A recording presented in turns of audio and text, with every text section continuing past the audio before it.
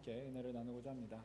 이 데살로니가 5장에 있는 말씀은요, 우리가 너무나 잘 알고 있는 말씀이라서 너무나 익숙한 말씀이죠. 하지만 이 말씀을 읽으면서 우리가 위로를 받을 때가 적은 반면에 많은 부담감을 또 받습니다. 아, 맞다. 항상 기뻐하면서 살아야 되는데, 기도를 쉬지 말아야 되는데, 범사에 감사해야 되는데 참 그렇게 살지 못하는구나 라는 그런 무거운 마음이 또 동시에 들게 하는 그런 말씀이죠. 그래서 오늘 이 시간에는 이 중에서 특별히 이제 감사라는 제목으로 함께 생각을 해보고자 하는데요. 이 감사라는 것을 생각을 해보면요, 이 감사가 참 우리들이 하기가 쉽지 않은 일이 아닌가 이렇게 생각을 합니다. 그러니까 어렵다는 얘기죠. 쉽지 않다는 얘기입니다. 그래서 이 감사는요, 사람들이 쉽게 할 수 있을 것 같지만요, 참 이 감사가 쉽게 나오지는 않습니다. 반면에요, 우리가 이 불평을 한번 생각을 해보면요, 이 불평은요, 내가 이렇게 하려고 노력하지 않아도 불평은 자연스럽게 나와요. 아, 내가 범사에 불평해야지 이런 마음을 꾸준히 갖지 않는다고 하더라도 가만히 있으면 범사에 불평하는 마음이 우리 마음속에서 이렇게 막 쑥쑥 나옵니다.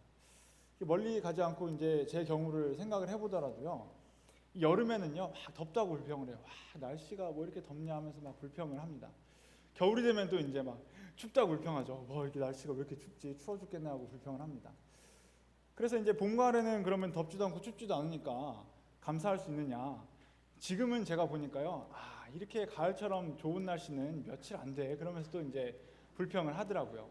그러니까 보면은 1년 내내 날씨가 덥든 춥든 좋든 그냥 아무 생각 없이 지내다 보면요, 우리에게는 이렇게 불평이 계속 나오게 되어 있습니다. 그래서 감사는요, 생각해보면 우리가 감사거리를 좀 찾아야겠다, 감사하는 삶을 살아야겠다 이렇게 노력을 할 때 감사거리를 좀 이렇게 찾아내는 그런 모습이 나타나곤 합니다. 그래서 감사는 원래 우리에게 쉽지가 않은 일이에요.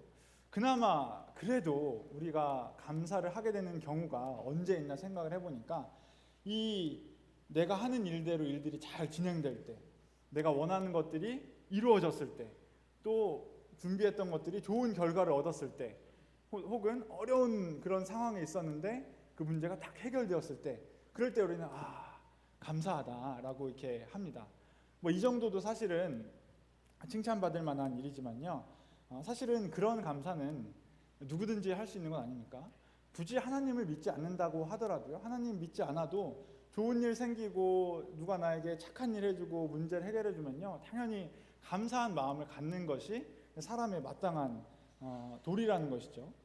그렇다면은 이 하나님께서 우리에게 그 정도 감사하는 삶을 요구하지 않으셨을 거잖아요. 우리에게는 어떤 감사를 요구하셨을까? 하나님을 믿는 사람들의 감사는 어떤 감사일까 한번 생각을 해보게 되었습니다. 그러면서 제 머릿속에 이렇게 떠오른 한 사람이 있었어요. 이지선 씨라는 사람인데, 이 사람도 이제 하나님을 믿는 신앙인이에요. 저희 교회 사람은 아니지만 이지선 씨라는 이름 익숙하신 분도 있을 거예요. 책도 냈고, 또 얼마 전에는 TV에도 나와서 이렇게 뭐 인터뷰도 하고 그런 것을 제가 봤습니다. 이분이 어떤 분이냐면은 여자분인데, 대학교에서 이제 공부를 하던, 참 이렇게 옛날 사진을 보니까 예쁜 여자분이었어요. 그런데 열심히 공부를 하고 대학교를 다니다가 학교를 마치고 이제 이 친오빠 차를 타고 늦게 집으로 돌아가는 길에 교통사고를 만나게 되었습니다. 교통사고가 났어요. 그래서 작은 차를 타고 가다가 교통사고가 났는데, 이제 뒤에서 술 취해서 음주운전을 하던 사람이 이제 사고를 내서 이제 본인이 사고를 당하게 된 거예요. 그래서 그 차에 이렇게 불이 붙게 되고, 이지선 씨는 정신을 잃고 누워 있는 중에 이 불이 자기 몸에 붙어서 옮겨 붙어서 머리 끝부터 이 종아리, 허벅지 있는 데까지 전신에 이제 굉장히 심각한 화상을 입게 되었습니다. 몸에 불이 붙어서 이게 막 활활 타는 상황이었으니까 굉장히 심각했겠죠. 그래서 병원에 가도 이 사람은 의사들도 다 이제 살지 못할 거라고 이야기를 하고, 왜냐하면은 머리카락, 눈썹은 말할 것도 없이 눈꺼풀 이런 살점들이 다 타버려서 도저히 이제 생활을 할 수 없는 사람이다라고 이제 이야기를 했거든요. 그런데 이 분이 한 10년에 걸쳐서 40차례에 걸친 이렇게 수술을 이렇게 받으면서 결국은 이제 생명을 이제 연명을 할 수 있게 되었어요. 살 수 있게 되었어요. 그런데 이 모습은 이제 화상 당하면은 그 화상 후유증 다 아시잖아요. 조금만 화상 입어도 살이 굉장히 이제 흉터가 평생 가지 않습니까? 근데 이분은 여자분인데 얼굴에서부터 온 몸에 전신에 그 화상을 입었으니까 얼마나 심각했겠어요. 얼굴이 다 일그러지고 눈을 깜빡깜빡 거릴 수도 없고 혼자서는 이 팔도 이렇게 움직여서 밥도 먹지 못하고 그러니까 아무것도 못하는 그런 상황이 이제 되었던 거죠. 그런데 이분이 병원에 있으면서 이제 수술을 한 차례 이렇게 받게 되었다고 그래요.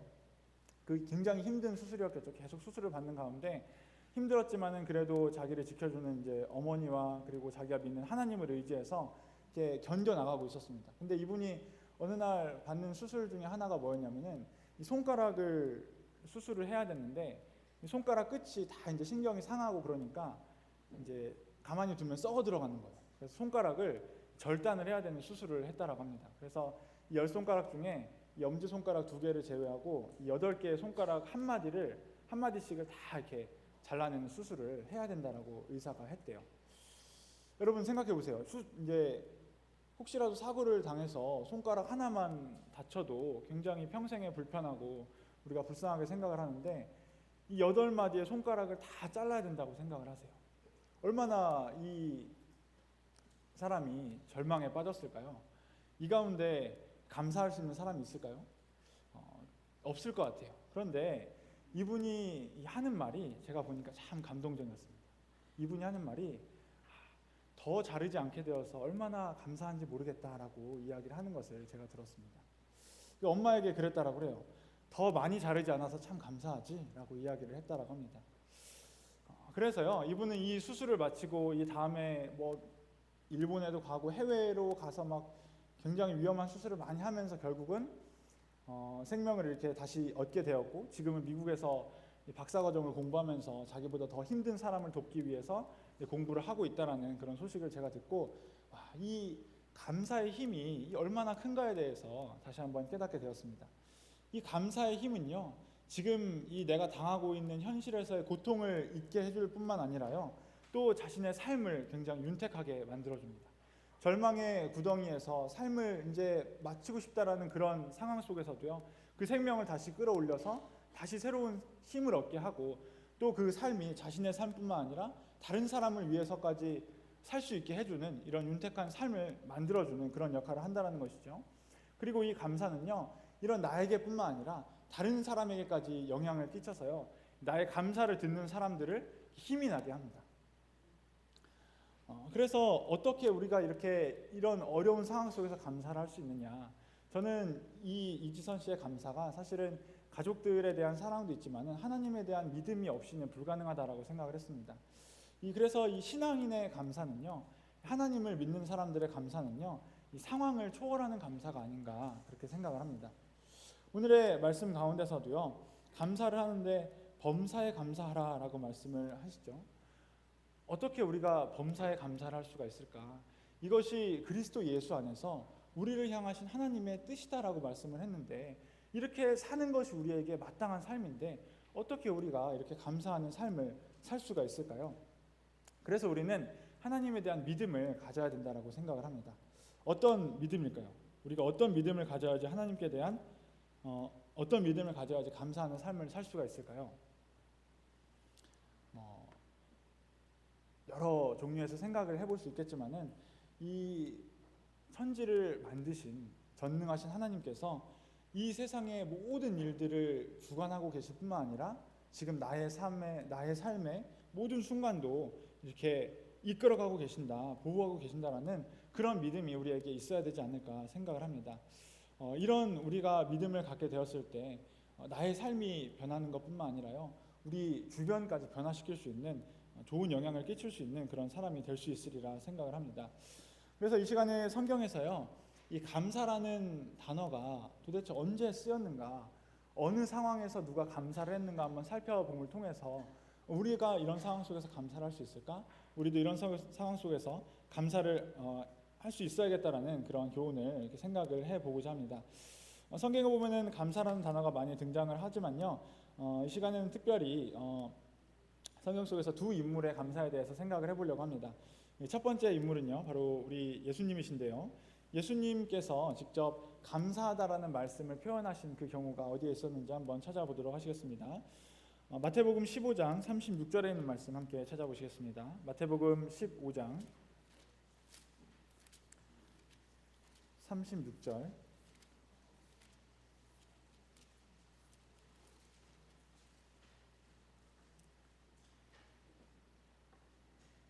마태복음 15장 36절의 말씀 찾으셨으면 우리 함께 읽어보시겠습니다. 시작. 떡 7개와 그 생선을 가지사 축사하시고 떼어 제자들에게 주시니 제자들이 무리에게 주매. 여기에 보시면은 예수님께서 축사하셨다라고 표현이 되어 있죠. 이 축사하셨다라는 단어가요, 우리 아까 데살로니가전서 5장 18절에서 범사에 감사하라는 그 단어와 똑같은 단어로 되어 있습니다. 여기에서는 이제 축사라고 이제 번역을 한 것뿐이죠. 그래서 예수님께서 처음 이 감사를 하신 상황이 어떤 상황인가 보면요, 이 상황이 어떤 상황이냐면 예수님께서 곤란한 상황을 만나게 되었을 때 감사를 한 모습을 찾아볼 수 있습니다. 이게 언제냐면요, 예수님께서 이 칠병이어의 기적을 베푸셨을 때의 그 사건이에요. 마태복음 이제 15장에 보시면은 오병이어 사건이 기록이 되어 있는데요. 오병이어 사건은 다들 잘 아시죠? 5천 명의 사람을, 어린아이와 여자를 빼고 5천 명의 사람을 5개의 보리떡과 2어 개의 작은 물고기로 먹이고 12바구니를 남기신 그 기적이 있지 않습니까? 이 사건과 굉장히 비슷한 사건인데 같은 사건은 아니고요. 다른 지역에서 다른 사람들을 대상으로 했던 이제 그 칠병이어의 기적이라는 기적이에요. 이 기적은 이제 4천 명의 사람, 여기도 이제 여자와 어린아이를 제외하고 4천 명의 사람들에게 7개의 떡과 2어 개의 이제 작은 물고기로 배불리 먹이시고 7광주리를 남기신 그 사건입니다.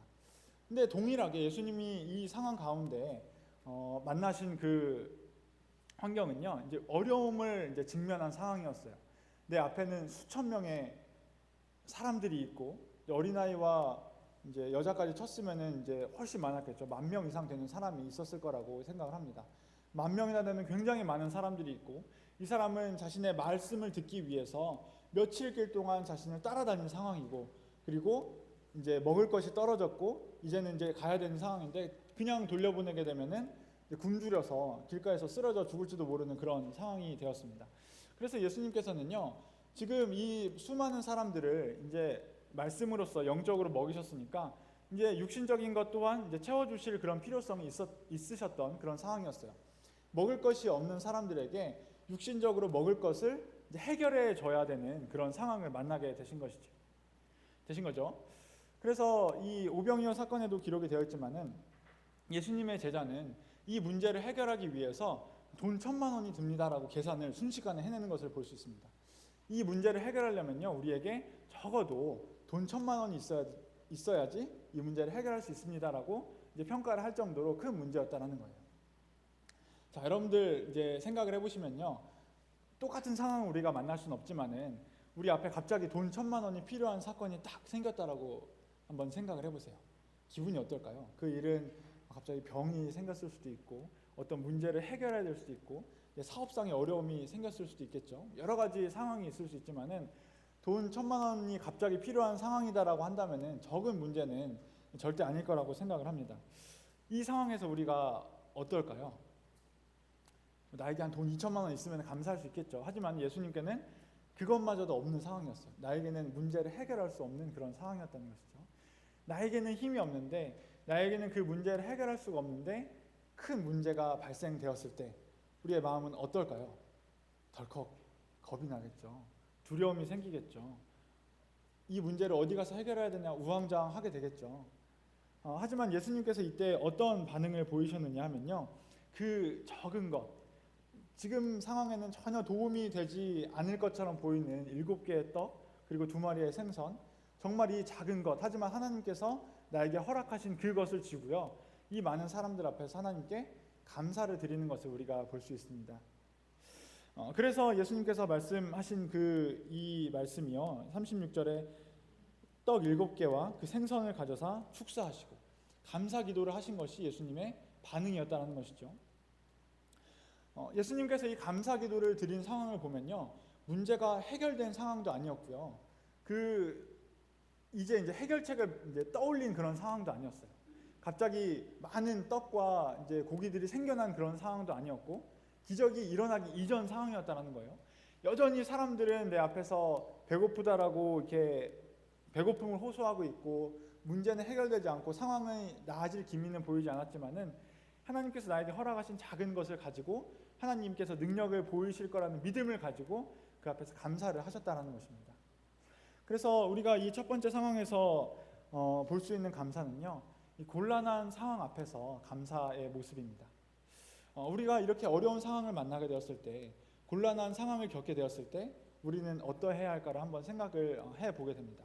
우리가 우왕좌왕하면서 내가 가지고 있는 적은 것을 가지고 불평할 수도 있고, 이걸 어떻게 해야 되냐 이렇게 절망할 수도 있지만요, 우리가 예수님께서 보여주신 모범을 생각을 하면은 우리도 이 어려운 상황 앞에서 감사를 할 수가 있게 되겠죠.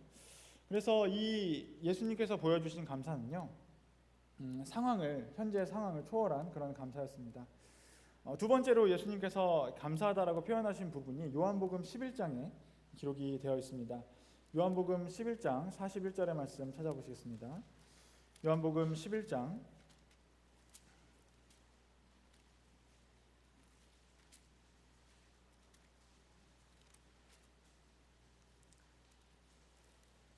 41절에 있는 말씀, 우리 찾으셨으면 다 같이 읽어보시겠습니다. 시작. 돌을 옮겨놓으니 예수께서 눈을 들어 우러러보시고 가라사대, 아버지여 내 말을 들으신 것을 감사하나이다. 아멘. 여기에는 감사라고 번역이 되어 있죠. 그래서 이 말씀도요, 우리가 데살로니가 전서에서 범사에 감사하라라는 그 단어와 같은 단어로 기록이 되어 있습니다. 예수님께서 이제 감사하신 요 요한복음 11절의 사건은 언제냐면요, 예수님께서 사랑하신 그 나사로가 병이 걸려서 죽게 되었을 때, 그때 무덤 앞에 가서 이제 기도를 드리는 그 내용 중에 있는 감사입니다.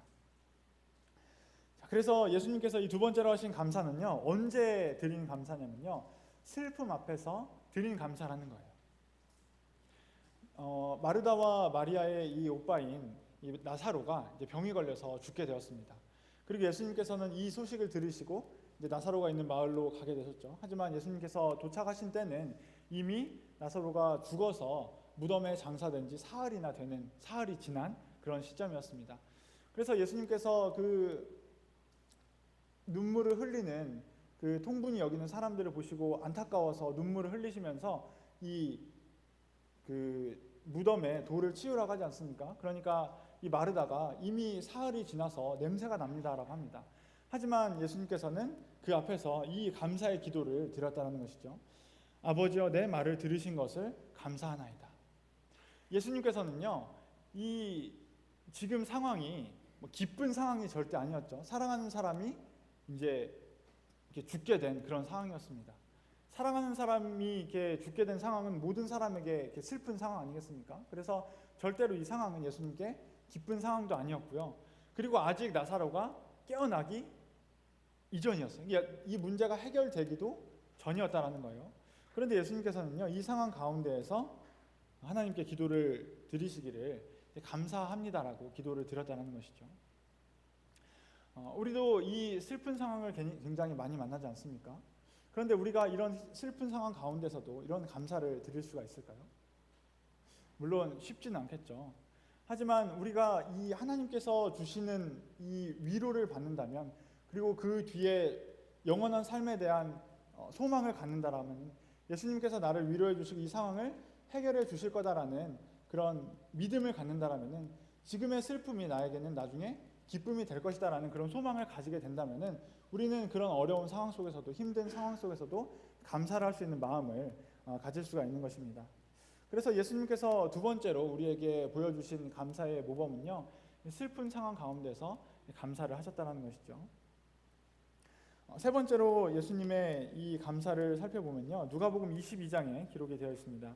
누가복음 22장 17절에 있는 말씀 보시겠습니다.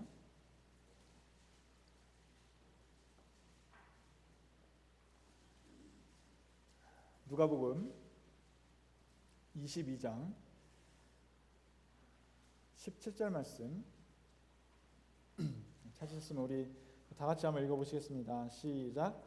이에 잔을 받으사 살해하시고 가라사대 이것을 갖다가 너희끼리 나누라. 여기도 보면 예수님께서 잔을 받으사 살해하셨다라고 표현이 되어 있죠. 그래서 이 살해하셨다라는 단어도요, 이 범사에 감사하라라는 그 단어와 같은 단어로 되어 있습니다. 이 때가 어느 때일까요? 14절에 보시면 때가 이르매라고 기록이 되어 있죠. 그래서 예수님께서 이 또 감사를 드린, 잔을 받으시고 감사를 드린 이 상황이 어느 때냐면요, 이제 예수님께서 십자가 고난을 받으실 때가 이르매라고 이제 우리가 볼 수 있습니다. 예수님께서 이제는 이 밤에 제자들과 유월절 마지막 만찬을 나누신 이후에는요, 가룟 유다의 배반을 받고 그리고 많은 사람들의 핍박과 조롱을 받은 다음에 십자가형을 언도받고 십자가 위에서 모든 물과 피를 흘리고 이제 온 세상의 고통을 다 받으신 후에 돌아가셔야 되는 그런 상황 앞에 있는 그런 것입니다. 예수님께서는요, 이 상황이 절대 달가운 상황이 아니었어요. 예수님께서는 물론 하나님이시지만, 하나님의 본체시지만은 육신을 입고 이 땅에 오신 예수님이시기 때문에 사람의 모든 고통을 똑같이 받으셨죠. 사람과 똑같이 배고프고 슬프고 그리고 고통스럽고 이런 모든 사람들의 고난을 똑같이 느끼는 그런 인간이었습니다. 이런 예수님께서, 인간의 육체를 입고 오신 예수님께서요, 이 십자가 고통 앞에서 절대로 즐겁지가 않으셨어요. 이 상황이 나에게 피해갔으면 좋겠다라고 말씀하실 정도로 이 고통은 예수님께 큰 어려움이었습니다. 어쩌면은 그 당하실 고통을 너무나 잘 알고 계셨기 때문에 우리 사람들보다 더 큰 이런 고뇌 앞에 있으셨을지도 모르겠습니다. 그래서 이후에 44절 말씀을 보시면은 예수님께서 이 상황 앞에서 간절히 기도를 하시지 않습니까? 간절히 기도를 하시면서 땀이 땅에 떨어짐에 핏방울같이 되었다라고 기록을 하고 있죠. 그래서 이 상황은요, 예수님께 굉장히 이제 고통스러운 상황이었고 고난 앞이었습니다. 그런데 예수님께서 이 고난의 잔 앞에서 예수님께서 어떤 기도를 드렸느냐? 바로 감사의 기도를 드리셨다라는 것입니다. 예수님께서는요, 이렇게 이런 상황 앞에서 감사의 모습을 보여주셨습니다. 곤란한 상황 앞에서, 그리고 슬픈 상황 앞에서, 그리고 고난의 상황 앞에서 감사를 드렸습니다. 그래서 예수님께서는 우리에게 범사에 감사하라라고 말씀을 하실 수가 있는 것이죠. 성경에 범사에 감사하라는 말씀은요, 그냥 하나님께서 우리의 마음을 전혀 모르셔서 사람들의 고통을 아무것도 모르시고 그냥 내가 주는 것들 감사하면서 살아라 이렇게 말씀하신 것이 절대로 아닙니다. 하나님께서는 우리 사람들의 고통과 마음을 다 아시죠. 그리고 우리의 어려움들을 다 친히 겪으셨다라고 기록을 하고 있습니다. 그리고 나서 이런 어려운 상황 앞에서 본인이 몸소 이렇게 모범을 보이신 거죠. 어려운 상황 앞에서 예수님께서 직접 감사하는 그런 모범을 보이셨습니다. 그래서 예수님께서는 우리에게 범사에 감사하라고 말씀을 하실 수가 있는 것입니다. 이 예수님의 모범을 보고 예수님의 말씀을 이렇게 받고 순종하면서 감사하면서 산 사람이 있는데 바로 성경에 보면 바울 사도를 찾아볼 수 있습니다. 이 바울 사도의 감사가 또 어디에 나오냐면요, 사도행전 27장에 기록이 되어 있습니다. 사도행전 27장의 말씀을 한번 찾아보시겠습니다. 사도행전 27장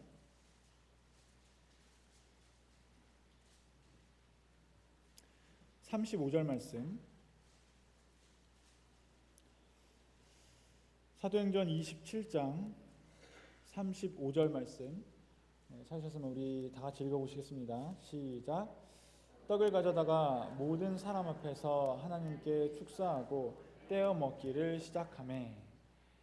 여기서는요, 이제 사도 이 바울이 모든 사람 앞에서 하나님께 축사하고 이제 감사 기도를 올리고 이제 떡을 떼어서 먹는 모습이 기록이 되어 있습니다.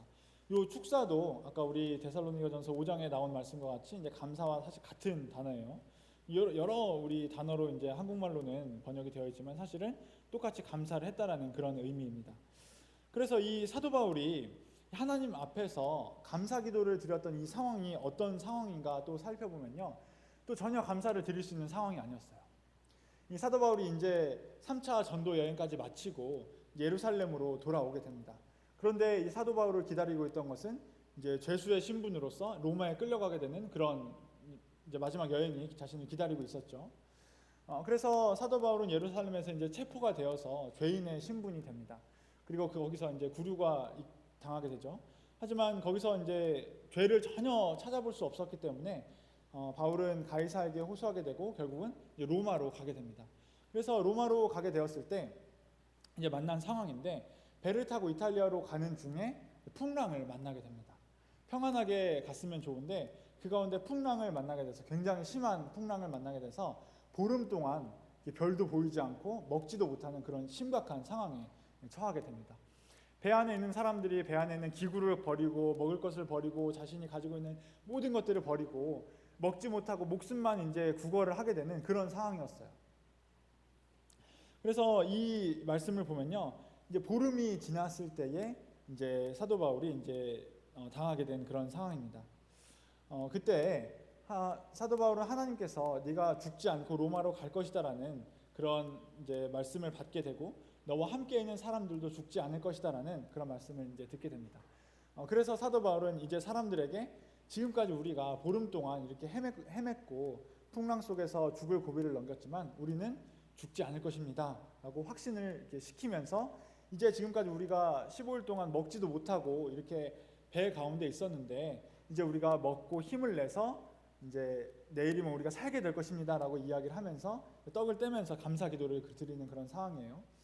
그래서 14일째 밤을 지나고 이제 15일째 해가 뜰 때 이 절박한 상황 가운데에서, 아직도 내가 살 수 있을지 없을지 모르는 상황 가운데에서 지금 사도 바울은 그 많은 사람들 앞에서 떡을 떼면서 감사 기도를 드렸다는 것입니다. 그래서 사도 바울은요, 예수님의 이 말씀을 잘 알고 예수님의 삶을 너무나 잘 알았기 때문에 믿음을 가지고 이런 위기 앞에서 또 이제 감사를 하는 그런 모습을 보입니다. 사도 바울이 이렇게 감사할 수 있었던 이유는 무엇이었을까요? 지금 감사할 수 있는 상황이 아니죠. 우리는 하루만 배 타고 나가서 풍랑을 만나도 죽을 지경인데 15일 동안 풍랑에 시달렸으면 얼마나 고통스러웠을까요? 그런데 이런 상황 가운데서도, 내가 아직 죽을지 살지 아직 확실치도 않은 이런 상황 가운데서도 어떻게 사도 바울이 감사를 할 수 있었을까? 이것은 바로 사도 바울이 예수님을 닮는 삶을 살았기 때문이다라고 본인이 고백을 하고 있습니다. 고린도전서 11장 1절의 말씀을 찾아보시겠습니다. 고린도전서 11장 1절.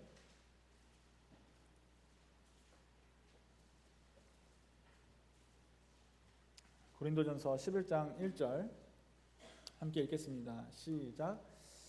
내가 그리스도를 본받은 자 된 것 같이 너희는 나를 본받는 자 되라. 사도 바울이 고린도 교회 성도들에게 뿐만 아니라 지금 우리에게 나를 본받는 자 되라라고 이야기를 합니다. 그리고 그것은 내가 잘났기 때문이 아니라 내가 예수님을 본받는 삶을 살았기 때문에 결국은 예수님을 본받는 삶을 살아라라고 지금 이야기를 하고 있는 것이죠. 그래서 사도 바울도요, 결국 이렇게 위기 앞에서 감사하는 삶을 살 수 있었던 것은 바로 예수님의 삶을 본받았기 때문이다라고 이야기를 하고 있습니다. 그리고 사도 바울과 예수님뿐만 아니라 우리들도 그런 감사하는 삶을 살 수 있다라는 그런 가능성을 보여주고 계신 것이죠. 우리가 예수님을 하나님의 아들이다라고 이렇게 표현하지 않습니까? 예수님께서는 그래서 하나님의 아들로서 이 세상에 오셨습니다. 예수님을 하나님의 아들로 표현하는 여러 가지 이유가 있지만 그 가운데 하나는요, 하나님의 아들인 우리도 예수님의 본을 이렇게 따라가면서 살 수 있게 하기 위해서 예수님은 하나님의 아들이라고 표현을 하셨다라고 생각을 합니다. 우리 또한 하나님의 아들이죠. 그리고 예수님 또한 하나님의 아들입니다. 그래서 하나님의 아들인 예수님께서 살아가신 그 발자취를 보면서 그것을 모델로 삼아서 살아가는 삶이 어떤 삶이냐? 바로 하나님의 아들된, 하나님의 자녀된 우리들의 삶이다라는 것이죠. 그래서요, 이런 삶을 본받는 사람들이 우리 하나님을 믿는 사람들입니다. 이런 삶은요, 예수님만 살 수 있는 그런 삶이 아닙니다. 사도 바울이라고 해서 사도 바울만 살 수 있는 그런 삶이 아니죠. 우리 신앙의 선배들을 보더라도 이런 삶을 산 사람들이 굉장히 많이 있습니다. 우리 주변에도 보시면요, 어려운 상황 가운데에서 감사를 하시는 분들이 많이 있지 않습니까? 병에 걸렸을 때도, 또 생명이 얼마 남지 않은 상황 속에서도 감사를 드리고, 그리고 어려운 문제 앞에서도 내가 가지고 있는 것에 오히려 감사를 하는 그런 분들이 많이 있지 않습니까? 그런 이런 감사의 이 대표적인 간증들이 많이 있지만은 그 중에서도 가장 저희에게 잘 알려진, 그리고 이렇게 많이 들어본 간증이 대만의 감사 집사님에 대한 간증이 아닐까 생각을 합니다. 이 대만의 감사 집사님 간증 알고 계시죠? 우리 해운대 교회 가면은 소 감사 집사님이 계신데, 그 감사 집사님 말고 또 대만에도 감사 집사님이 계십니다. 근데 이분이 이 대만에 계실 때에 항상 이제 감사하는 그런 삶을 살았다고 그래요. 그래서 이름마저도 감사 집사님 아니겠습니까? 그래서 항상 감사. 이제 대만 이제 중국어로는 이제 간시에주라고 하죠. 간시에주. 그 사람들의 입에 붙어 있는 그 간시에주.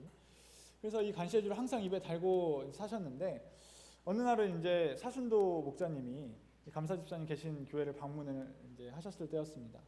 이 사순도 목사님이 차에서 이렇게 내리시면서 몸을 차에 이렇게 지탱을 하고 계시는데, 운전을 하던 청년이 차 문을 이렇게 꽝 닫아버린 거예요. 그래서 감사 집사님이 아니라 이 사순도 목사님의 엄지 손가락이 차 문에 이렇게 꽉 껴서 엄지 손가락이 새까맣게 이렇게 멍이 들어서 죽게 되었습니다. 근데 그 모습을 감사 집사님이 보시더니 간시해주고 그러시더래요. 그래서 이 사순도 목사님은 좀 이렇게 언짢으셨겠죠. 너무나 지금 자기는 아파 죽겠는데 손가락이 까맣게 멍들었는데 하나님께 감사하다고 하니까 얼마나 좀 화가 나는 일이에요, 인간적으로 보면은. 그래서 어떻게 이게 감사한 상황이냐 그랬더니 감사 집사님이 아이고, 이 온 손가락이 다 다칠 수도 있는데 엄지손가락 하나만 다친 것이 얼마나 감사한 일이냐, 그러니까 하나님께 감사해야 되지 않냐라고 말씀을 하셨대요. 그래서 이 모습을 보고 이렇게 많은 분들이 저분이 본인이 저렇게 고통스러울 때도 감사합니다라고 할 수 있을까 이렇게 생각을 했는데, 이분이 이제 집에서 돼지를 이렇게 치시는 일을 했는데, 어느 날은 대만에 큰 홍수가 나서 이 돼지떼가 싹 떠내려가는 그런 일을 겪으셨다고 그래요. 자신의 재산상의 큰 손해를 겪으신 거죠. 그런데 이제 사람들이 궁금했겠죠. 저런 상황 가운데서도 감사 집사님이 감사를 할 수 있나 한번 보자 그랬는데, 이분이 한숨을 탁 쉬더니 간시해주고 딱 그러시더래요. 이 홍수가 나서 우리 온 가족들이 다 떠내려갈 수도 있는 상황인데, 우리 가족들이 이렇게 무사한 게 얼마나 감사한 일이냐, 또 돼지들이 다 떠내려갈 수도 있는데 이렇게 몇 마리 하나님께서 남겨주신 게 얼마나 또 감사한 일이냐라고 이렇게 감사를 하셨다라는 간증을 제가 듣고 굉장히 큰 감동을 받았습니다. 그래서 이런 우리 감사는요, 하나님을 믿는 사람들의 감사는 이 상황을 초월하는 감사이지 않습니까? 내가 겪고 있는 환경을 초월하는 그런 감사가 우리 하나님을 믿는 사람들의 감사다라는 것입니다. 이런 감사는요, 예수님만 할 수 있는 것이 아니라, 사도 바울만 할 수 있는 것이 아니라, 이 대만의 감사 집사님만 할 수 있는 것이 아니라 동일한 믿음을 가지고 있는 우리도 감사할 수 있다라는 것이 이제 교훈이 되겠죠. 그럼 어떻게 우리가 이럴 수 있을까? 우리가 어떤 믿음을 가질 때 우리가 이런 힘든 상황 속에서도 감사를 할 수 있을까? 예수님께서 우리에게 주신 말씀을 믿을 때 가능합니다. 마가복음 11장에 있는 말씀 함께 찾아보시겠습니다. 마가복음 11장 24절 말씀. 마가복음 11장 24절 말씀.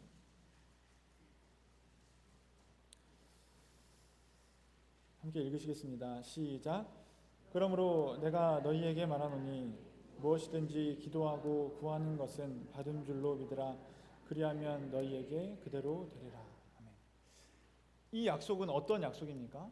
우리의 기도를 하나님께서 들으시겠다라는 약속이죠. 하나님께서는요, 우리가 이 땅에서 기도하는 것들, 원하는 것들을 하나님께서 들으시고 그것이 하나님의 뜻에 맞는 것이라면 하나님께서 이루어 주시겠다, 아깝지 않다라고 말씀을 하셨습니다. 마치 부모가 자녀가 원하는 것이 뭐 위험한 것이고, 뭐 어린아이가 뭐 엄마 칼 주세요, 뭐 총 주세요 이런 걸 들어주는 부모님 없지 않습니까? 그것이 뭐 이런 말도 안 되는 것이 아니라 볼 때 합당한 것이고 아이에게 필요한 것이라면은 아낌없이 아이에게 이렇게 주듯이 모든 것을 가지신 우리의 하늘 아버지께서도 우리가 구하는 것, 우리가 기도하는 것들을 들으시고 반드시 우리에게 주시겠다라고 약속을 하고 계신 것입니다. 또 누가복음 12장에 있는 말씀 찾아보시겠습니다. 누가복음 12장 누가복음 12장 6절에서 7절 말씀. 누가복음 12장 6절 7절 말씀.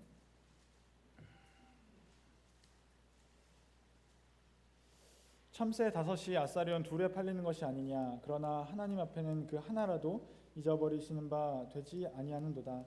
너희에게는 오히려 머리털까지도 다 세신 바 되었나니 두려워하지 말라. 너희는 많은 참새보다 귀하니라. 우리가 때로는 우리의 삶 가운데 일어나는 이런 일들에 대해서 걱정을 하죠. 내가 사고를 당하면 어떡하지? 나에게 어려운 일이 생기면 어떡하지? 내가 갑자기 가다가 턱 죽어버리면 어떡하지? 라는 걱정하게 되지 않습니까? 그런데 결코 그런 일이 일어나지 않는다는 것이죠. 하나님께서는 우리의 머리털까지도 세신 바 되었고 참새 하나도 하나님의 뜻이 아니면 떨어지지 않는다는 것입니다. 그래서 우리는요, 이 땅에서 제가 결코 죽지 않는다라고 말씀을 드릴 수 없죠. 우리도 죽죠. 하지만 하나님의 뜻이 없이는 우리가 죽지 않는다라는 것입니다. 그러니까 쓸데없는 걱정 우리가 할 필요가 없다는 거예요. 우리에게 일어나는 일들은요, 하나님의 허락하심 안에서 이루어진다는 것입니다. 그리고 그 허락하심은 우리에게는 당장 어려운 일일 수 있지만 나중에 보면 결국 좋은 일이기 때문에 우리에게 주신다라는 것이죠. 그래서 이사야서 49장에 보시면요, 49장 15절의 말씀을 보시면요, 이 여인과 아이의 관계를 들어서 하나님께서 말씀을 주시지 않습니까? 여인이 어찌 그 젖 먹는 자식을 잊겠으며 자기 태에서 난 아들을 긍휼히 여기지 않겠느냐? 그들은 혹시 잊을지라도 나는 너를 잊지 아니할 것이다 라고 말씀을 하지 않습니까? 그래서 우리가 가져야 될 믿음이 이런 게 아닌가 생각을 합니다. 하나님께서 항상 우리를 지켜주신다는 믿음, 그리고 하나님께서 나의 기도를 들어주신다는 그런 믿음, 하나님께서 이렇게 우리에게 하신 약속을 반드시 이루어 주실 것이다. 하나님께서는 우리에게 주신 말씀을 반드시 우리에게 행해 주실 것이다. 이런 신실하신 하나님께 대한 믿음이 있을 때 우리도 모든 상황 앞에서 범사에 감사할 수 있는 그런 사람이 될 수 있지 않을까 생각을 합니다. 그래서 우리는요, 삶 속에서 좀 이런 노력이 있었으면 좋겠어요. 사실 하나님께서 우리를 항상 이렇게 인도하시고 보호하신다는 믿음이 있어도 감사가 항상 나오려면요, 범사에 감사를 할 수 있으려면은 어느 정도 이게 습관이 되어야 되지 않나 생각을 합니다. 이 습관의 힘이 굉장히 크죠. 우리가 이 불평의 습관이 들었을 때 그냥 불평이 나오듯이 이 감사의 습관이 들면요, 이 모든 일 앞에 우리가 감사할 수 있는 삶을 살 수가 있습니다. 맨 처음에 아까 잠깐 말씀드렸던 이지선 씨도요, 그 어려운 상황 가운데서 병실에 누워서 어떤 습관을 들였냐면은 하루에 한 가지씩 감사거리를 찾았다라고 그래요. 오늘을 감사할 일은 무엇일까? 이렇게 매일매일 감사거리를 찾았다라고 합니다. 별것 아니었겠죠. 지금 우리가 생각하면 아무것도 아니었겠죠. 오늘은 밥 한 숟가락을 삼킬 수 있었다. 와, 감사하다. 그런데 이런 습관을 들이다 보니까 삶에 어떤 변화가 나타났냐면은 내일은 어떤 감사거리가 생길까라는 그런 기대감이 생겼대요. 우리도 이런 노력이 필요하지 않을까 생각을 합니다. 하루에 하나씩 감사거리를 찾아보는 거예요. 오늘 안식일이 되었는데 우리 오늘 벌써 안식일 하루가 거의 다 지나가지 않았습니까? 오늘 하루 동안에 얼마나 많은 감사를 하셨나요? 혹시 불평으로 가득 차 있지 않았습니까? 아이고, 오늘 뭐 이렇게 나에게 맡겨진 사역이 많지? 오늘 뭐 이렇게 졸리지? 뭐 이런 불평하지 않으셨습니까? 그런데 우리가 이런 하루 가운데서 감사할 거리를 이렇게 찾게 되었을 때 우리의 삶도 변화할 수 있다는 것이죠. 그럴 때 이것이 습관이 되었을 때 우리는 이제 모든 삶을 이제 신앙의 눈으로 볼 수 있습니다. 이것 또한 감사할 일이구나라고 우리가 생각을 할 수가 있겠죠. 그래서 생각을 해보면요, 사실 우리가 이 지금의 상황을 신앙의 눈으로 쳐다보면요, 감사할 일들이 너무나 많이 있습니다. 지금 우리가 사실은 감사할 거리가 굉장히 많은 사람들이다라는 거예요. 인터넷에 보면은 이런 글이 있어요. 지구가 만약 100명이 사는 마을이라면 이라는 글이 있어요. 뭐 예배 끝나고라도 찾아보시면 쉽게 찾으실 수가 있을 것입니다. 전 세계 인구가 지금 한 65억쯤 되지 않습니까? 65억. 이 인구를 100명으로 쭉 축소를 하는 거예요. 100명으로 쭉 축소를 하면은 그 안에서 어떤 일이 일어날까 이제 보니까 이렇대요. 뭐 여러 가지 일들이 있지만 그 가운데 저에게 와닿는 거를 몇 개 뽑아왔는데 이 100명 가운데 20명이 영양실조라고 합니다. 그리고 그 중에 한 명은 지금 굶어 죽기 직전이다라고 그래요. 지금 이 가운데 굶어 죽기 직전이신 분들 있나요? 하루에 3끼 못 먹고 하루 내일 먹을 걸 걱정하고 계신 분들 계시나요? 없죠. 그렇다면 우리는 그 가운데 80명 안에 드는 사람들이라는 것입니다. 그리고 우리가 누리는 것들을 한번 생각을 해보면요, 우리 집에 한 대씩은 있는 컴퓨터를 집에 가지고 있는 사람은 100명 중에 12명이라고 합니다. 그리고 자가용을 가지고 있는 사람은 100명 중에 7명, 그리고 인터넷을 쓸 수 있는 사람은 100명 중에 3명, 중고등학교 교육을 받을 수 있는 사람은 7명, 그 가운데 대학 교육을 받을 수 있는 사람은 100명 중에 1명이다라고 합니다. 그래서 우리가 가지고 있는 것들 얼마나 많이 있습니까? 우리가 편안한 집에서 살고 있죠. 건강한 몸을 가지고 있지 않습니까? 걸어서 다들 교회에 오시지 않았습니까? 그리고 하루에 3끼 식사를 할 수 있고, 그리고 남들에게 창피하지 않는 옷을 입고 있고, 그리고 우리가 지금 먹고 살 걱정 당장 하지 않고 내일 먹을 걸 걱정하지 않고 병에 걸리지 않고 살아 있고 있다라면은, 집을 가지고 차를 가지고 살고 있다라고 한다면은 이 세상에서 우리는 한 명 안에 드는 그런 사람들이다라는 거예요. 그래서 우리가 이 주변을 살펴보면요, 지금도 우리에게는 감사거리가 너무나 많다라는 것을 생각을 할 수 있습니다. 감사할 것도 굉장히 많으시죠. 오늘 이제 예배 마치고 가시면서 내가 감사할 것은 무엇이 있나 한 가지씩 이제 생각을 해보셨으면 좋겠습니다. 비록 내가 집은 만약에 없을 수도 있어요. 차가 없을 수도 있어요. 병에 걸려서 고통받을 수도 있죠. 집에 컴퓨터 없을 수도 있습니다. 또 내가 고등교육을 못 받았을 수도 있어요. 그래도 우리는 감사할 수 있을까요? 감사할 수 있죠. 왜일까요? 하나님께서 죽을 우리들을 살려주시지 않았습니까? 우리에게 그래서 영원한 천국을 약속해 주시지 않았습니까? 사실은 이거 하나만으로도 우리는 모든 일에 감사를 할 수가 있어야 하는 것입니다. 이 땅에서의 삶이 얼마나 힘들고 얼마나 고달프고 내가 가진 것이 없을지라도 우리가 하늘의 소망을 가질 수 있는 것만으로도 감사할 수 있다는 것이죠. 이 천국 소망 진리를 붙들고 있는 사람이 전 세계 인구 중에서 얼마나 될까요? 65억 인구 중에 얼마나 될까요?